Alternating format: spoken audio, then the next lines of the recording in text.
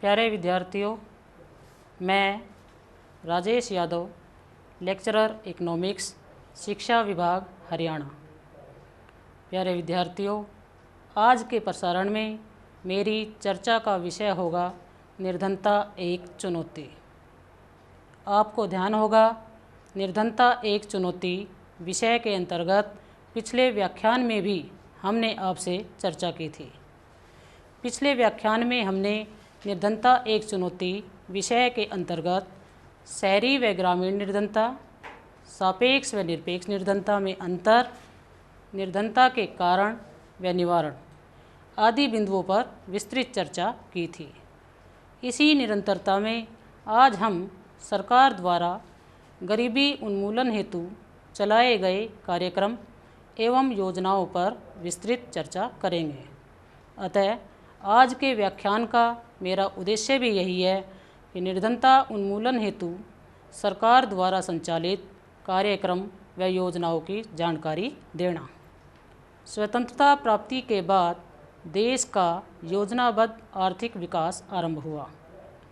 पंडित जवाहरलाल नेहरू, जो तत्कालीन प्रधानमंत्री थे, उनके कार्यकाल में पंचवर्षीय योजनाओं का निर्माण प्रारंभ हुआ, जिनके अंतर्गत कृषि, उद्योग, खाद्य, शिक्षा व तकनीकी के क्षेत्र में उत्तरोत्तर विकास हुआ।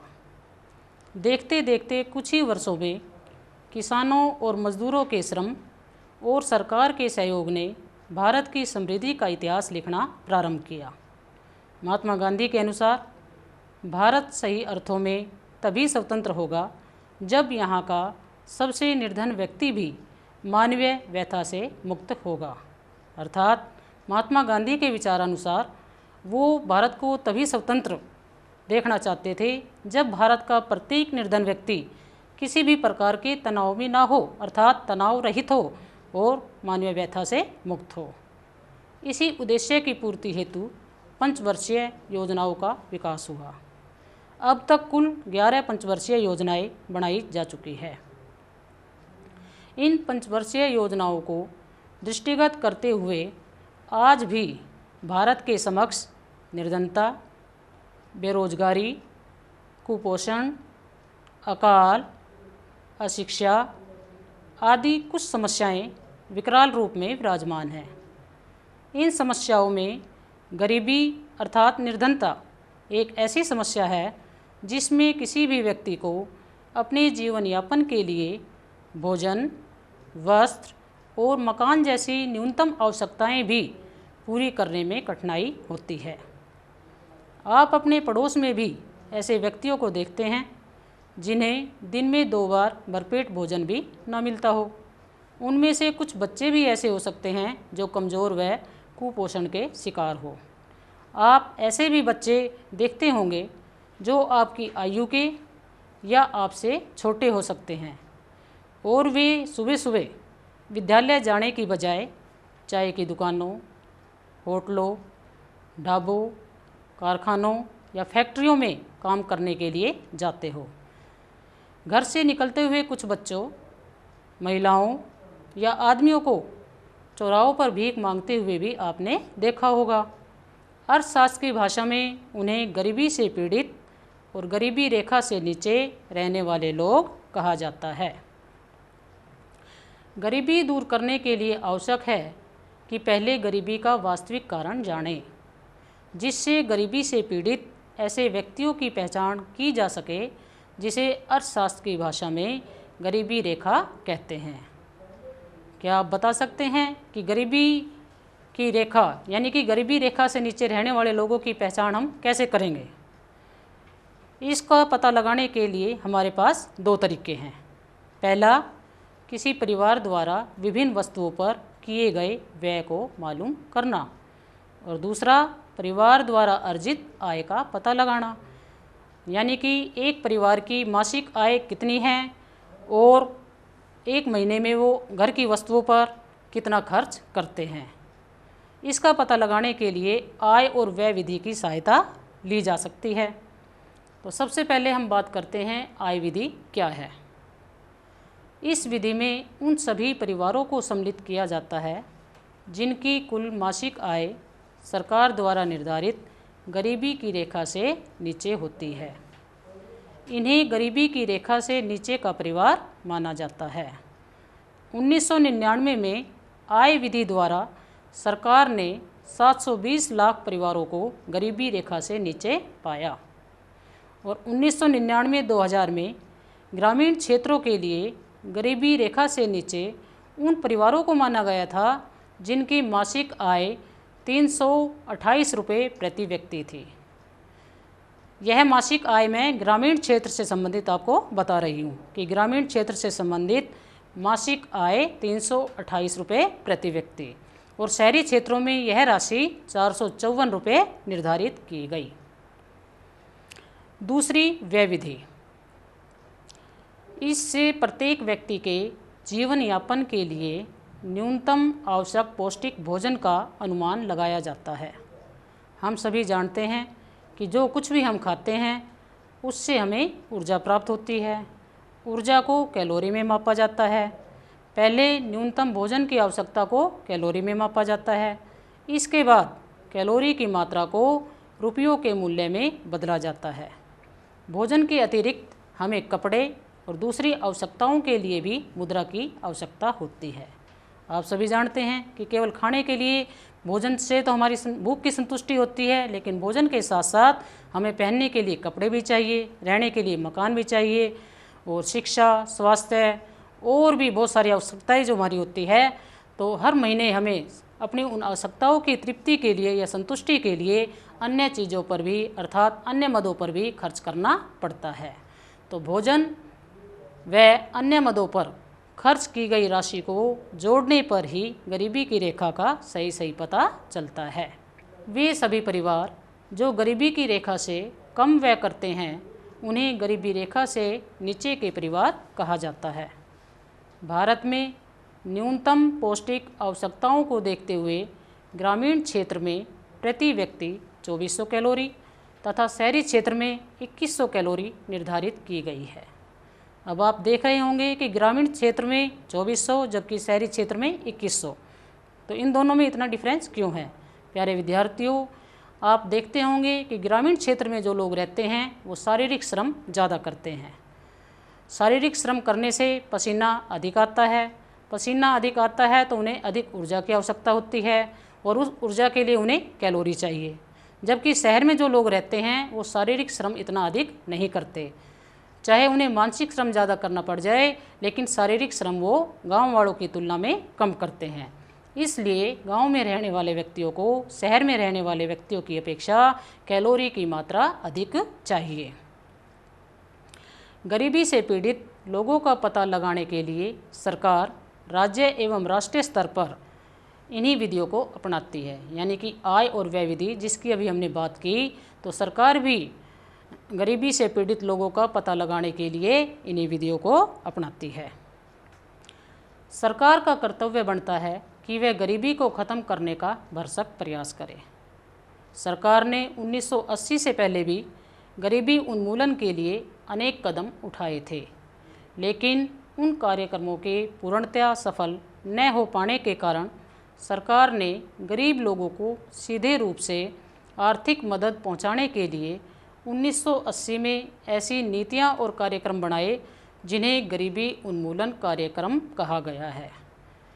गरीबी उन्मूलन कार्यक्रम किसे कहा जाता है कि सरकार जब गरीब लोगों को सीधे रूप से आर्थिक मदद पहुंचाने के लिए कुछ नीतियां और कार्यक्रम बनाती है तो उन्हें गरीबी उन्मूलन कार्यक्रम कहा जाता है। इनमें से अनेक कार्यक्रमों का लक्ष्य है कि गरीबी से प्रभावित परिवारों के लिए नौकरी की व्यवस्था करना अथवा उनके पूंजीगत आधार को मजबूत करना। अब देखना है कि गरीबी उन्मूलन हेतु सरकार द्वारा कौन कौन से कार्यक्रम संचालित किए गए। बहुत सारे प्रोग्राम यानी कि बहुत सारी योजनाएं और कार्यक्रम जो गरीबी उन्मूलन हेतु सरकार के द्वारा चलाई गई वे इस प्रकार है। सबसे पहली योजना है स्वर्ण जयंती ग्राम स्वराज्य योजना। क्या उद्देश्य है इस योजना का? इस योजना का उद्देश्य है कि गरीब परिवारों को गरीबी रेखा से ऊपर लाना। यह योजना केंद्र सरकार द्वारा प्रायोजित है और 1980 से देश के सभी विकास खंडों में चलाई जा रही है।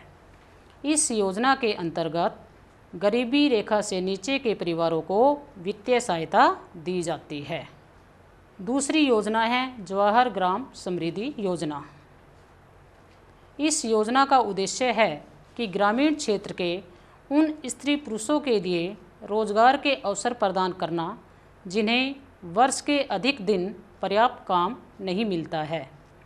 अप्रत्यक्ष रूप से इस कार्यक्रम के फलस्वरूप वन संपदा, भूमि संरक्षण, लघु कृषि योजनाएं, गाँव में कुएं चालू करना, गाँव की सड़कों, अस्पतालों, स्कूलों, पंचायत घरों और बस अड्डों का सुधार करके सामुदायिक संपत्ति में सुधार लाना आदि इस योजना के अंतर्गत आते हैं। यहाँ भी उन्हीं परिवारों को सहायता दी जाती है जो गरीबी की रेखा से नीचे है। अगली योजना है प्रधानमंत्री रोजगार योजना तथा स्वर्ण जयंती शहरी रोजगार योजना।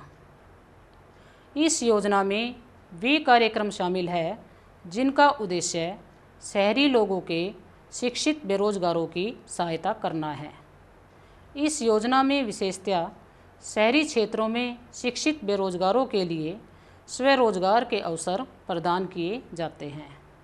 इस योजना का उद्देश्य 18 से 35 वर्ष की आयु के शिक्षित बेरोजगारों को लाभान्वित करना है। समाज के कमज़ोर वर्गों के लोगों को भी इसमें प्राथमिकता दी जाती है, यानी कि युवा वर्ग को रोजगार देने के लिए इस योजना को कार्यान्वित किया गया। अगली योजना है रोजगार बीमा योजना।